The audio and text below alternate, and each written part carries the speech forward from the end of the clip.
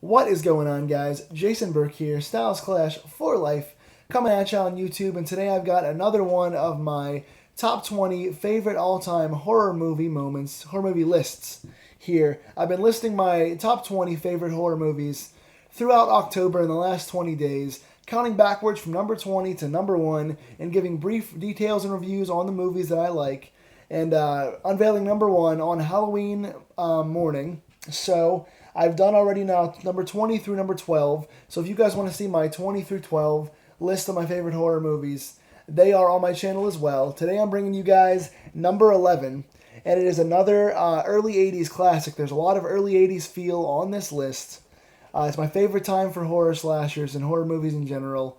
I just love these. So again, personal favorites, doesn't make them better or anything else, but these are just my personal favorites, giving you guys a glimpse into what I like in horror. And my number 11 entry is a little more obscure. It's more of a cult classic than a popular classic. Some of these have been very well known, and I think this one is very well known amongst horror diehard fans and hardcore fans, but not as well known amongst casual viewers on my channel or viewers that come here for the football or the wrestling or anything else. But this is number 11, 1981, Happy Birthday to Me. This one is a cult classic, known for a couple of scenes. But again, it's a very underrated slasher. If you have not seen it, you should check it out. There are going to be spoilers in this review, so if you have not seen it and you want to see it, pause this and go watch it because there are spoilers, briefly. But the director of this is J. Lee Thompson. This is a Canadian slasher, so this was shot in Canada. And it translates well. It looks cool on film. And again, I haven't seen this one in a while, so my review's a little foggy.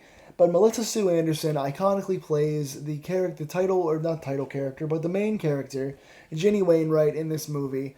And there's a lot of psychology in this movie. I really enjoy it because it's simple and there's a lot of backstory. I love when characters feel genuinely tormented and you care for the characters. And I love when the story all connects and it all makes sense with an actual background and it's not just gore and kills for no reason. So this one has a relatable title character, main character, and does a really good job with the story. Throughout the story, you see that Ginny Wainwright, Melissa Sue Anderson's character, is going through psychological issues.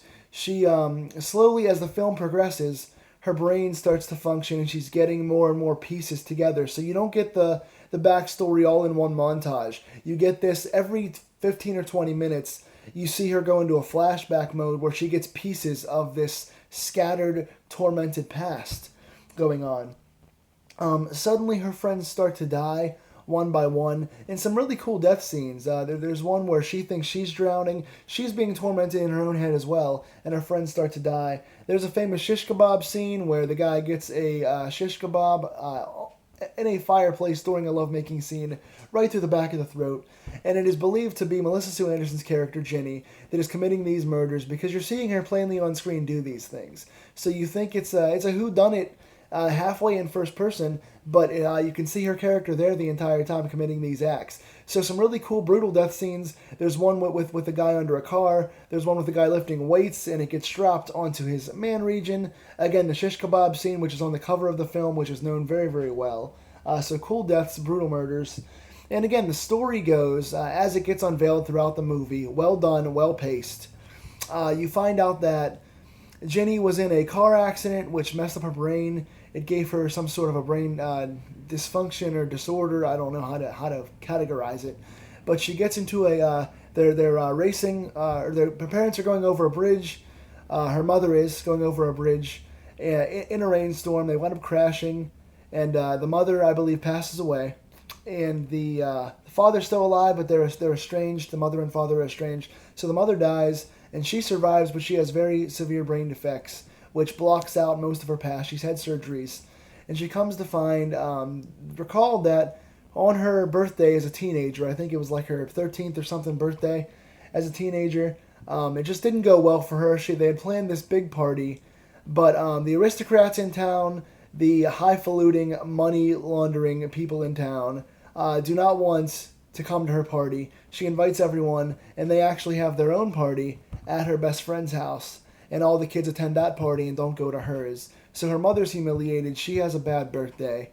And it all comes back full circle as we come along. We find out all the kids are gathered at her birthday party.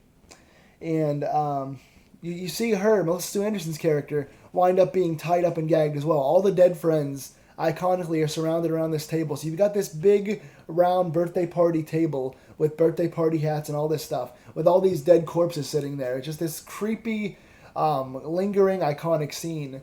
And Jenny's character is alive sitting there. And the unveil is Jenny comes out as what looks to be a twin, a carbon copy of herself. Comes out and you think she's the murderer, but it winds up she pulls the makeup off. And it is the best friend character the entire time who you see at her side, being the only friend for her. She pulls off the birthday or the makeup and reveals herself to be the best friend character who had the kids go to her party earlier. And the reason why she did it was her dad, Ginny Wainwright's dad, was messing around with the best friend's mother and caused their parents to get divorced and had an affair with the mother. And so because of the parents, I guess her mom messed up everything in town for the dad and messed up their family and caused a bunch of familial strife. And so this is the best friend's way of getting back at her and framing her for the murders. And Jenny's dad is also there and gets knifed as well across the throat. So he pays as well. So you've got this big reveal where she pulls this makeup off and it's not Jenny at all, it's the best friend. And all these corpses are around the table having to watch on, dead with birthday hats on, as she sings happy birthday to herself. But it winds up being Jenny gets out of the restraints and winds up going to kill the best friend, but then cops show up and think that it's her all along. So the big bait and switch happens. The best friend's guilty, but Jenny, the innocent person, gets out of the restraints, goes to get revenge, kill the best friend, and good should win in the end. But the cops show up and see her with a knife over her head and blame her for the murders, and that's where it ends. So you don't really know if she gets arrested. You assume she does. You don't know what happens with the best friend, if she gets away with everything or not. But in the end, the good person actually gets arrested and gets framed, and the bad person has this backstory with the parents. So again, good psychological moments throughout the movie with Jenny Wainwright's character. You feel for her the entire time. The distorted family stuff with the mother hooking up with the best friend's dad. The big turn in the end. The cool kills. There's a lot of good stuff in this movie. Good characters, good acting, good psychology, and a good twist in the end. It's kind of a cheap way out because anybody could have dressed up as the main character and pulled makeup off. That's a very cheap way of doing the big reveal. Having them dressed up, it could be anybody. But it was a cool twist. It did involve the family. There was a reason for it. It was a character you liked. So, well done in that regard. Well directed by J. Lee Thompson. Good Canadian horror film. 1981 fits right along with the cheesy, classic, grainy horror slashers of the 1980s era. So if you guys like the 80s slashers and you have not seen this, please go check it out. It's worth a watch. It is a little cheesy in parts. It is a little dry in parts, but it's well paced. It has a good story and a good twist in the end. So, if you have not seen it, what do you think of this review? If you have seen the movie, what do you think? Tell me in the comments down below. Is this good enough for my number 11 movie? Is it ranked too high or too low? Tell me in the comments. And what are your lists? Give me your lists down below as well for your top 20 favorite horror movies. I'll come back at you guys starting tomorrow with my top 10. We're down to the final 10 movies in the final 10 days before Halloween. So I will unveil the top 10 starting tomorrow. Until then, guys, stay scared, lock your doors, dim the lights, and enjoy the movies. I hope you're loving October as much as I am.